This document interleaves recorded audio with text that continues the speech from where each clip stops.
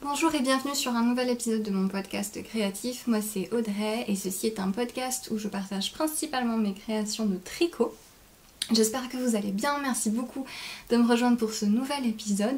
Aujourd'hui j'ai 3 gros projets à partager avec vous. Un nouveau modèle que je viens de publier sur Ravelry, un beau projet fini et un nouvel en cours. Donc voilà, 3 pulls, 3 grosses choses à vous montrer. Donc j'ai pas beaucoup de temps, donc je vais commencer tout de suite. Vous pouvez trouver tous les temps des différentes sections du podcast dans la description sur YouTube. Donc si vous voulez sauter un passage, n'hésitez pas à regarder ça. Et je mets aussi tous les liens de ce dont je parle, ainsi que les liens vers mes réseaux sociaux et mes patrons sur Ravelry. Je vais commencer tout de suite avec ma petite annonce. Donc je viens juste de publier un modèle sur Ravelry et c'est un modèle que je pense que vous n'avez pas beaucoup vu. Il ne me semble pas l'avoir montré fini sur le podcast. Et c'est ce que je porte, c'est le Rust End, le gilet Rust End. Donc c'est mon tout premier modèle de gilet. Ça y est, je m'y mets enfin. J'ai quelques modèles de gilet prévus, même si c'est vrai que bon, je suis plutôt pull. Mais voilà, donc j'ai pas mal de choses à dire sur ce projet. C'est donc un gilet qui se construit du haut vers le bas. C'est un gilet raglan qui est droit. Moi je fais un petit peu court, mais évidemment vous pouvez ajuster facilement. Les manches sont ajustées et vous avez ce motif de jacquard sur les manches qui fait tout le tour. Un petit peu... espèce de petit pic de montagne avec des flocons, que sais-je. Parfaitement dans l'ambiance du mois de mai, n'est-ce pas? Et ensuite vous avez voilà, les bandes d'encolure et les bandes de devant qui sont sans boutons. C'est un gilet ouvert. Après il est évidemment très facile de rajouter des trous et des boutons si vous le souhaitez. Voilà. Donc c'est un gilet qui est facile à tricoter. C'est un gilet qui se tricote en fingering. L'échantillon est de 24 mailles. Je parlerai de la laine plus en détail plus tard puisque c'est une collaboration avec une marque très spéciale. C'est un gilet qui est très simple à construire. Au niveau du raglan, j'en suis très contente. J'ai modifié la façon dont je construisais mes raglans, puisque il me semble que je vous en parlais dans le dernier épisode. Ce qui est le plus difficile quand on construit un raglan, c'est de gérer la hauteur d'un manchure et la proportionnalité ou la non-proportionnalité de cette hauteur avec le tour de buste, avec le tour de bras sur les différentes tailles. Donc j'ai changé les ratios et j'ai réussi à avoir quelque chose qui est plus cohérent, puisque je voulais que ce soit un gilet qui soit un peu plus ajusté à ce niveau-là. Alors il y a quand même un petit peu d'aisance sur le corps, je conseille environ 10 cm d'aisance. Les manches sont pas trop serrées, de quoi mettre un top à manches longues dessous si besoin. Et voilà, donc je suis assez contente de cette construction pour toutes les différentes tailles. Et ensuite, à tricoter, il est vraiment très facile. Ça peut parfaitement être un premier projet de jacquard, puisque vous avez juste ce petit bout ici qui est assez simple et intuitif. Il n'y a pas de très peu de croisement de fil, juste ici sur les bouts, le bas des montagnes. Et voilà, après très facile à customiser. Moi vous voyez j'ai fait le col et les bandes de devant en couleur contrastante aussi. Mais vous pouvez très bien faire aussi les côtes du bas du corps, qui sont des côtes 2-2. Toutes les finitions sont en 2-2. Voilà, on peut facilement changer l'association des couleurs. Je vous conseille de regarder les versions de mes testeuses pour ça, qui ont fait quelques modifications quand elles en avaient envie. Il y a notamment quelqu'un qui a rajouté le motif de jacquard sur le bas du corps. Chapeau, parce que du coup ça lui fait du jacquard à plat.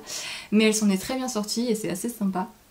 Voilà, donc c'est vraiment un modèle un peu canevas sur lequel on peut facilement apporter ces modifications, mais qui reste voilà, assez... Je voulais quelque chose de portable, mais avec une petite originalité quand même sur les touches de jacquard.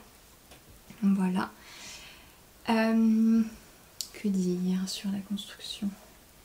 Je pense que c'est tout. Après voilà, c'est un gilet en aller-retour, les manches en rond. ce qu'il y a de plus classique. Alors au niveau du fil, j'ai été contactée par la marque Nomad Nous pour créer ce modèle en collaboration avec eux. Donc Nomad Nous, si vous ne connaissez pas, c'est une marque qui est alors basée en Suisse, mais qui en fait utilise de la laine filet main par des fileuses du Népal et du Népal et du Tibet, et ils utilisent aussi de la laine de Mongolie. Voilà. Donc leur démarche est de proposer à des femmes dans ces régions un travail qui leur permet de subvenir aux besoins de leur famille et de mettre en valeur un petit peu leur talent de fileuse. Du coup, ils ont plusieurs bases différentes avec des fibres très luxueuses. Donc ce que j'ai utilisé moi en rouille, le coloris principal, c'est la base qui est 100% yak. Et c'est d'une douceur, c'est super doux. Bon, là vous voyez, du coup j'ai juste un débardeur, tout est contre ma peau et vraiment c'est super doux. Je vous en avais déjà parlé quand j'avais commencé, il me semble, le gilet. Mais le yak, le 100% yak ici, il est vraiment très sympa. Il a un léger halo, mais qui, c'est pas des bouloches, du coup, il fait vraiment un tissu, quand on le bloque, qui se lisse, qui s'uniformise, qui est hyper sympa, hyper consistant en fait. Et du coup, même si le gilet en soi est assez léger, il va tenir super chaud. Mais ça reste super doux. Et mon coloris contrastant, j'ai utilisé une base différente, qui est la base Sartoul, qui est un mouton de Mongolie, qui lui aussi est d'une douceur absolument fabuleuse, aussi doux que le yak, vraiment incomparable avec le mérino, c'est beaucoup plus doux. Donc c'est vraiment à la base déjà des fibres qui sont très précieuses et qui du coup sont filet main. Donc vous avez des petites... le fil a une personnalité, vous avez des petites irrégularités. Désolée si vous entendez, ma mère est en train de faire le ménage. Vous avez des petites irrégularités dans le fil, mais du coup ça donne vraiment du caractère et de la texture. Et c'est assez sympa. Et ça fait quand même un tricot qui reste pas mal cohérent, surtout sur le yak, en jersey forcément. Le mouton a... comment dire, c'est étoffé un petit peu moins, mais du coup ça donne un petit côté un petit peu rustique que j'aime bien. Voilà, donc le côté filament du coup c'est vraiment quelque chose qui est très particulier. C'est vraiment un travail unique en fait, donc c'est quand vous achetez de la laine filet main, il faut, enfin c'est vraiment pour des projets assez uniques et assez spéciaux, notamment à cause du coût que ça entraîne. Donc oui, la laine de Nomad Nous est chère. Alors j'ai vérifié, les écheveaux sont environ une trentaine d'euros, c'est en francs suisses, donc c'est 33 francs suisses, il me semble que ça fait 28-29 euros en ce moment. Par écheveau de 50 grammes. Par écheveau de 50 grammes, et du coup forcément sur un gilet qui utilise entre 300 et 400 grammes selon la taille, du coup ça fait un gilet qui est entre 150 et 300 euros, donc c'est énorme. Mais si vous en avez les moyens et si c'est un fil qui vous intéresse, si ça vous intéresse de soutenir la démarche de Nomad Nous, je vous conseille d'y jeter un œil, ne serait-ce que pour acheter même un écheveau et en faire un bonnet ou des moufles, quelque chose de spécial, parce que la qualité des fils et la démarche qu'ils ont de proposer à ces femmes un travail dans de bonnes conditions et qui leur permet vraiment d'être rémunérées correctement, parce que c'est surtout ça l'idée, je trouve que c'est vraiment une belle démarche. Ils ont... alors, j'enregistre cet épisode un petit peu en avance, donc je n'ai pas tous les détails, mais je mettrai les infos bien évidemment dans la description. Des kits seront mis en ligne pour le pull, pour le gilet, si jamais ça vous intéresse de prendre leur laine. Et ils ont lancé un Kickstarter, c'est dur à dire, ils vont lancer un Kickstarter à l'heure où je parle, il n'est pas encore parti. Du coup, c'est une campagne de financement participatif, si vous ne connaissez pas Kickstarter, pour leur permettre, alors plusieurs choses, déjà d'améliorer l'espace de travail de leurs fileuses au Népal, notamment de leur permettre de venir avec leurs enfants, de leur fournir de nouveaux rouets, de meilleurs rouets, des rouets plus ergonomiques pour qu'elles puissent travailler plus confortablement. Et aussi, ils veulent pouvoir réserver en avance la tonte des troupeaux d'animaux mongols avec lesquels ils travaillent. C'est-à-dire qu'ils veulent acheter en avance, en fait, la fibre qu'ils vont récolter des troupes en Mongolie. Ce qui est très intéressant pour les éleveurs parce que ça leur permet du coup d'avoir un revenu assuré en avance. Donc voilà, c'est les 3 axes principaux d'amélioration pour lesquels ils ont besoin de soutien. Donc ils ont lancé cette campagne sur Kickstarter. Donc je vous recommande d'aller y jeter un œil, ne serait-ce que pour découvrir leur travail. Et voilà, donc je pense que c'est une jolie marque sur laquelle il faut garder un regard et essayer de... Voilà, si c'est quelque chose qui vous intéresse, si c'est quelque chose qui est dans vos moyens, pourquoi pas réfléchir à incorporer 1 ou 2 écheveaux dans vos projets pour que ça reste quand même raisonnable au niveau du coût. C'est vrai que là, sur le gilet, tout dans leur fil, c'est un sacré coût.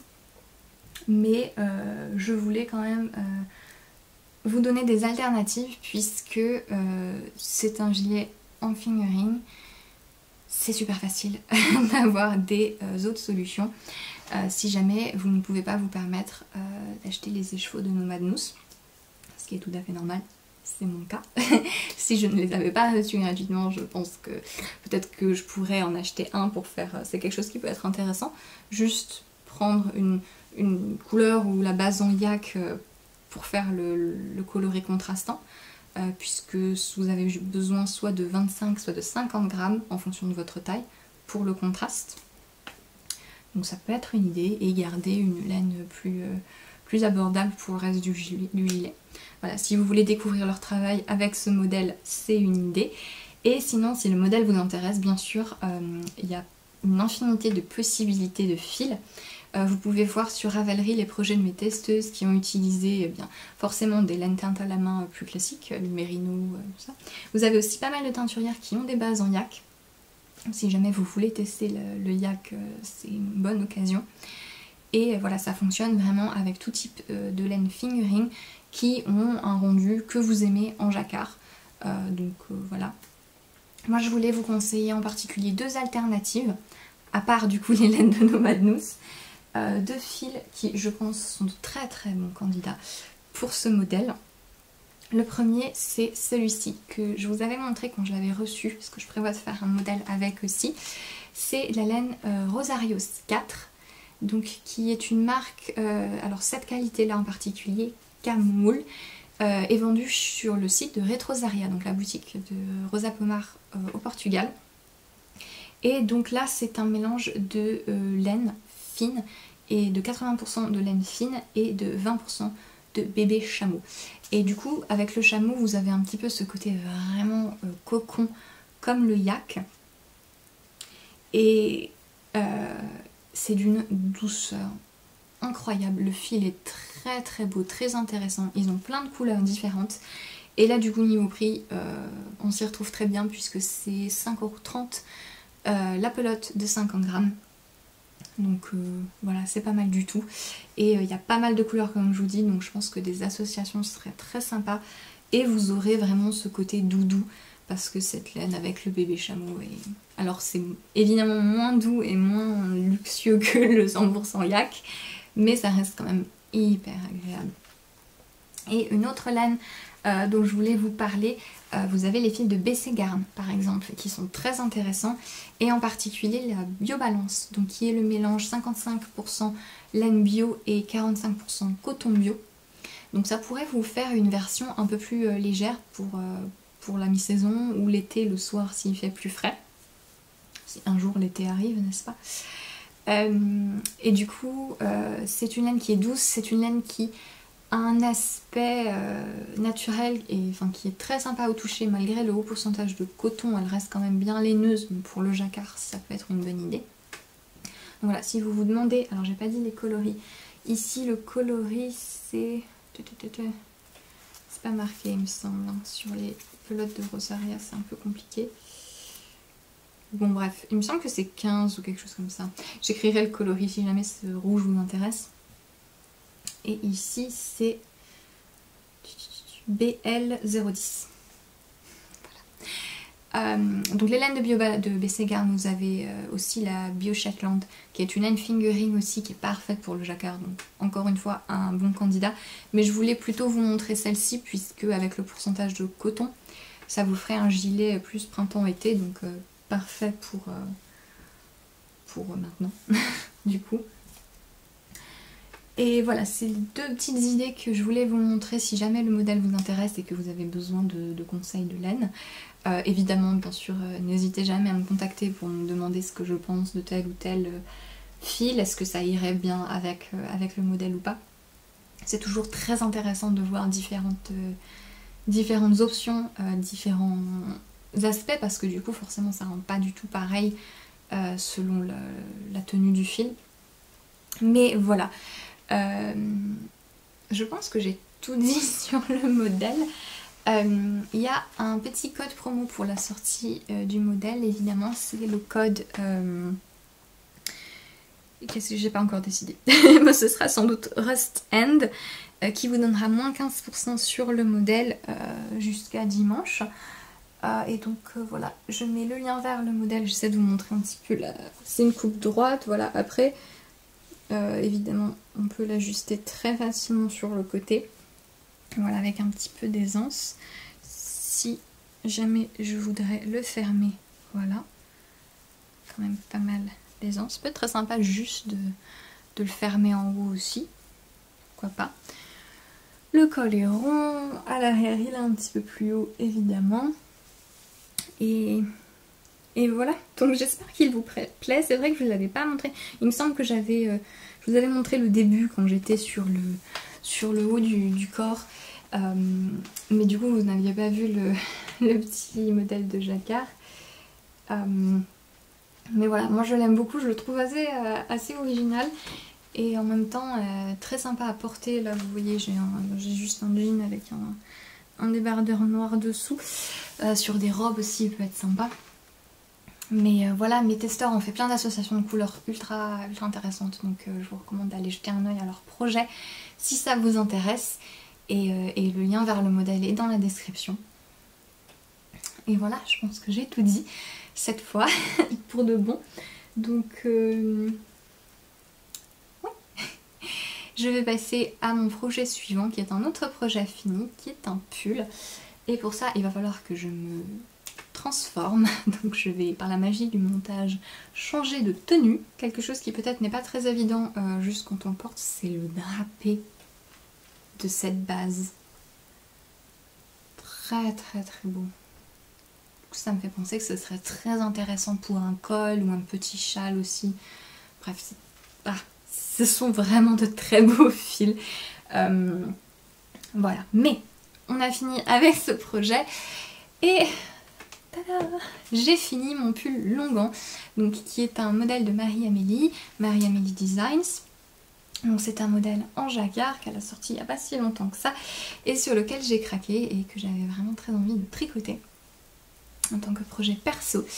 Et je l'ai terminé au final assez vite puisque comme vous pouvez le voir, j'ai décidé de le faire plus court puisqu'il m'arrive sur les hanches et avec des manches 3/4. Donc voilà, c'est les modifications que j'ai faites.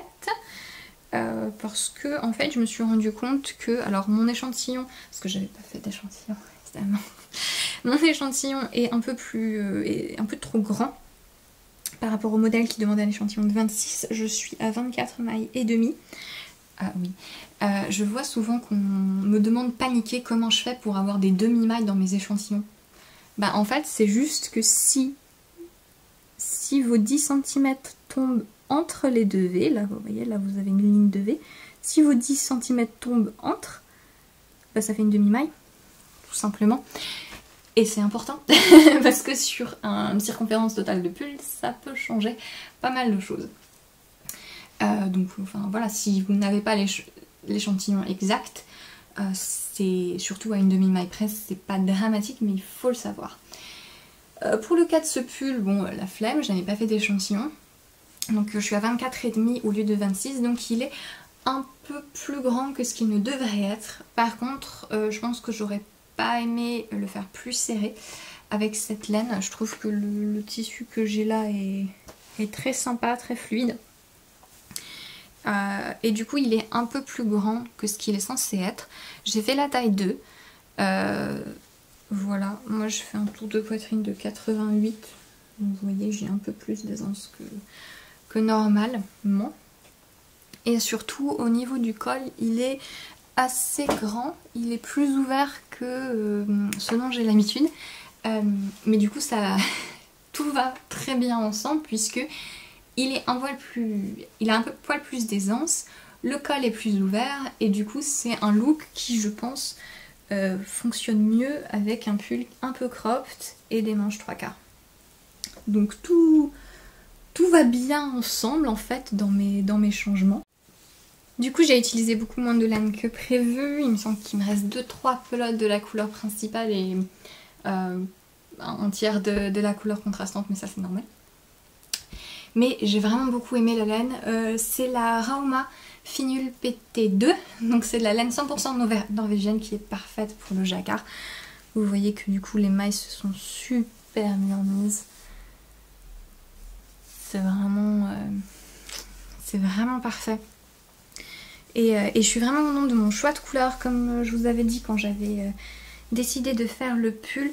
Je trouve que c'est vraiment plus sympa quand la couleur contrastante est plus foncée par rapport... Enfin, c'est sympa l'inverse aussi. Mais moi je trouve que ça me plaît beaucoup plus quand quand le contraste est plus fort sur le yoke. Et ouais, la grille très agréable à tricoter comme je vous avais dit jusqu'au bout. Très très sympa. Sur la fin vous avez un peu plus de croisement de fils mais vraiment rien d'insurmontable. Et c'est très très sympa. Donc les manches sont droites jusqu'à la fin où on les resserre un petit peu. J'ai pas exactement suivi les instructions, j'ai fait qu'un seul rang de diminution parce que du coup vu qu'elle m'arrive là, je voulais pas que ce soit trop serré par rapport à là, mon poignet est plus fin que mon avant-bras. Mais voilà, j'ai tout noté sur ma page Ravelry si jamais. Mais voilà, je le trouve très sympa et la laine est très douce après avoir été lavée pour un fil de ce type là. C'est vraiment assez doux, c'est très sympa. Donc je pense que j'en reprendrai pour faire des moufles notamment, je sais qu'elle est parfaite pour ça. Je pense que c'est une belle découverte en tout cas, j'en suis contente. Et voilà. Projet très très sympa, rapide dans mon cas vu que le corps était plus court. Et que du coup comme mon échantillon était plus grand, bah ça va aussi plus vite, forcément. Oui, on dit souvent que les petites aiguilles c'est un enfer. En fait c'est pas les petites aiguilles le problème, c'est l'échantillon le problème. Parce que si vous prenez des aiguilles de 2 mm mais que votre échantillon est de 22 mailles, ça va pas forcément moins vite. C'est l'échantillon qui détermine la taille de vos mailles et du coup si votre tricot monte plus ou moins vite. Et donc ça dépend simplement de votre tension. Et du coup vous pouvez tricoter avec des aiguilles 2 mm la même quantité de tricot aussi vite que quelqu'un qui tricote avec des aiguilles 4 parce que vous aurez le même échantillon. Voilà. Donc dans mon cas j'ai utilisé des aiguilles 3,25 je crois. Ouais, 3,25 pour un échantillon de 24 mailles et du coup bah, ça allait plus vite que les 26 mailles recommandées par Marie-Amélie. Mais avec cette laine, voilà, j'ai peur que plus serré, ça aurait été moins fluide. Et donc ça, c'est très sympa pour des tricots denses.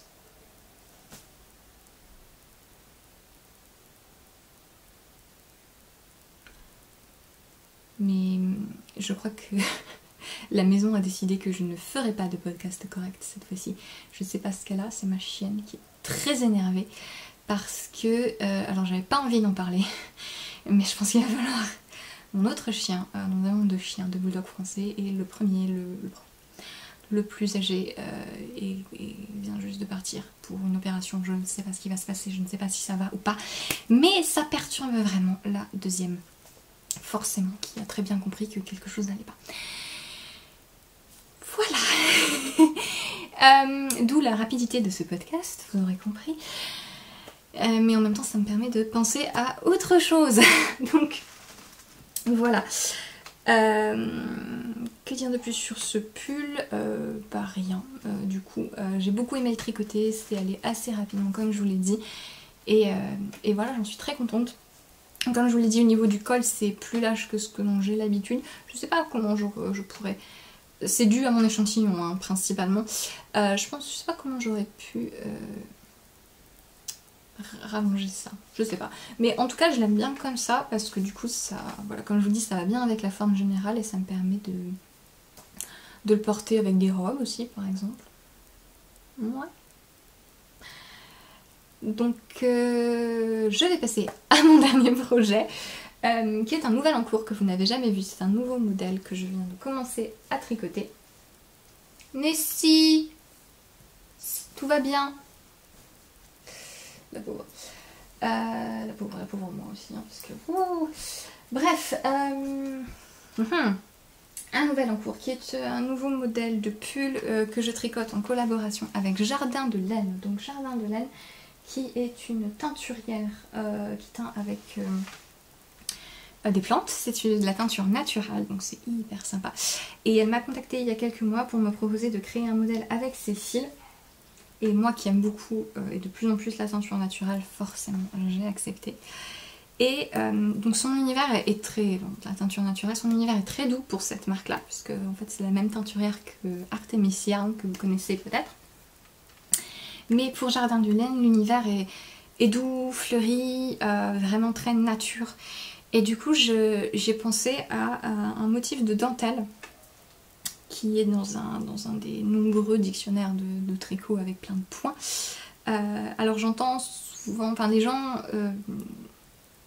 souvent j'entends des tricoteurs dire des choses qui me font me rendre compte que vous n'êtes pas au courant.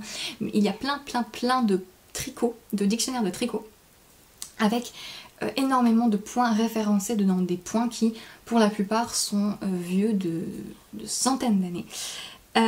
Et du coup c'est pour ça que parfois on reconnaît d'un designer à l'autre, d'un modèle à l'autre, des points qui sont plus ou moins les mêmes en fonction des modifications qui ont été apportées à ce point.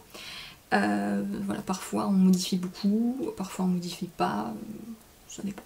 Dans ce cas-là, j'ai modifié un petit peu et surtout je l'ai réagencé d'une certaine façon. Donc c'est un motif de dentelle qui fait une bordure en feston. Je suis pas sûre que ce soit ça, des festons. Mais voilà, vous voyez un petit peu. Donc je l'ai un petit peu agencé d'une certaine façon. Et donc ce sera le bas d'un pull. C'est une dentelle qui est assez jolie, même non bloquée. Donc c'est assez agréable pour moi pour vous la montrer sur le podcast. Mais du coup voilà, elle n'est pas très compliquée.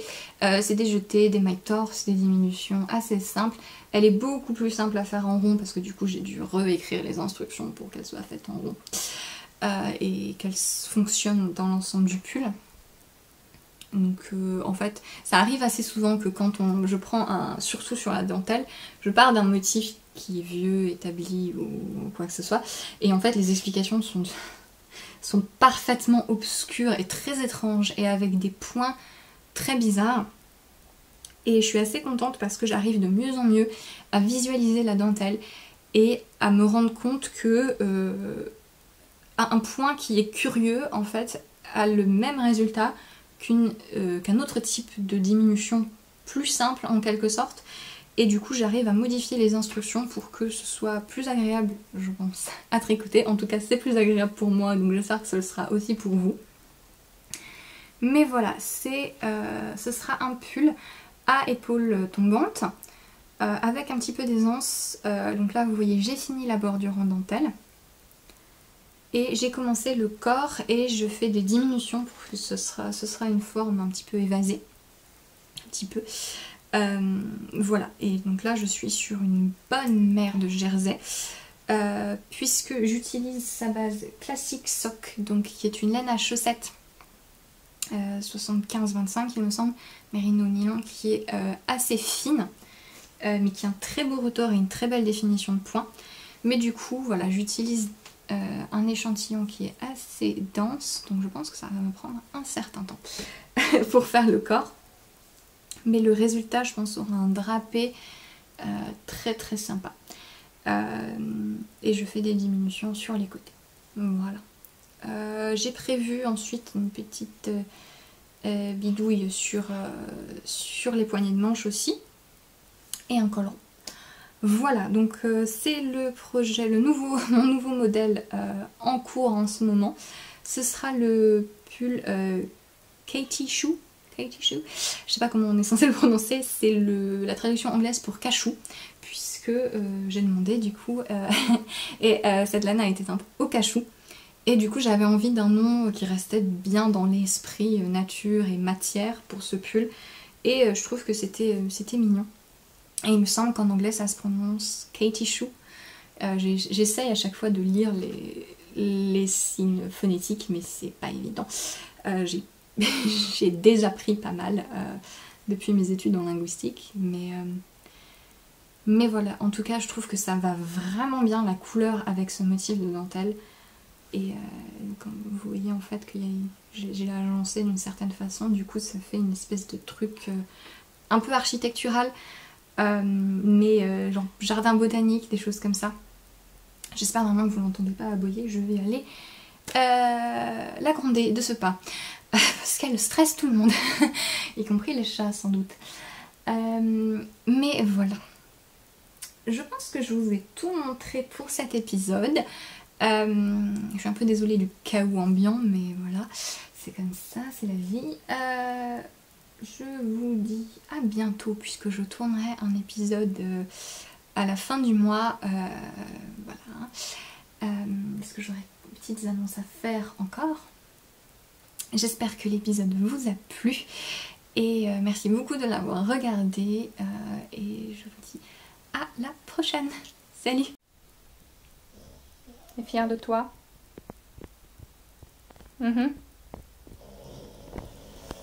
Visiblement, oui.